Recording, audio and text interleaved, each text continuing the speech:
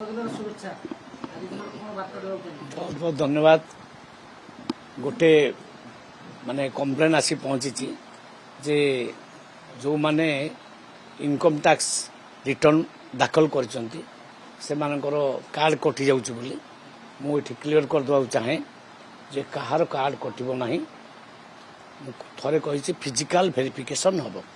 ये लिस्ट जाइछि अधिकारी मानक पाखकु से माने जाइकि डोर टू डोर बुलिबे प्रकृत में कहार इनकम केते कोन केते देखिबे तापर जाई काटिबे।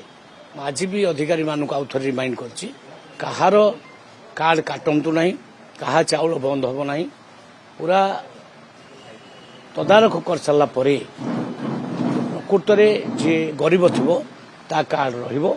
आउ जे धनी लोक कौन से कारण से हाथी नहीं थे आगु कार्ड किंबा आगु गरीब थिले एबे तांकर पुणी स्थिति बदली थी चाकरी फाकरी करी से क्षेत्र से कटो किंतु गरीब लोक मैंने आत्मभूत हूँ नहीं। जदि कहार कटि जाइए मत पर्सनाली आम ऑफिस को लिखि दिंतु सी को लिखि दिंतु ताकू एगेन इनक्वारी करा कटो ना। देखु जीरो इनकम टैक्स पेमेंट केते बेले होची जार 5 लाख पर्यंत इनकम भी से जीरो पेमेंट करची। सरकार जो सेंट्रल गवर्नमेंट रो जो नियम अच्छी मासिक जार 10,000 टका इनकम होइतिबो ग्रामीण एवं अर्बान रे 15,000 मासक इनकम होइतिबो से माने कार्ड नियंतु नाही बा कार्ड सरेंडर कर दियंतु बोली ऑर्डर आसी। सेही कारण रु आमे जा देखुचो प्रकृत रे जो माने गरीब अछन से मानकर कार्ड रहू।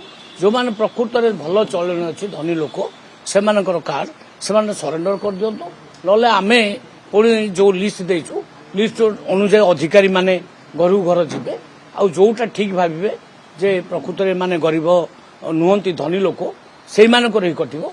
गरीब लोक कहार जनकर कटिबो ना। फिजिकल वेरिफिकेशन परे कटिबो अबिका आदौ कहार कटिबो ना। संख्या केते सर 8 लाख तो आपण देइथिले एमती नहीं संख्या तो आहुरी बढ़ुची डे टू डे बढ़ी चली सेटा जेते फाइनल संख्या आसीजो कहली 31 मार्च पर फाइनल संख्या आपन कहली।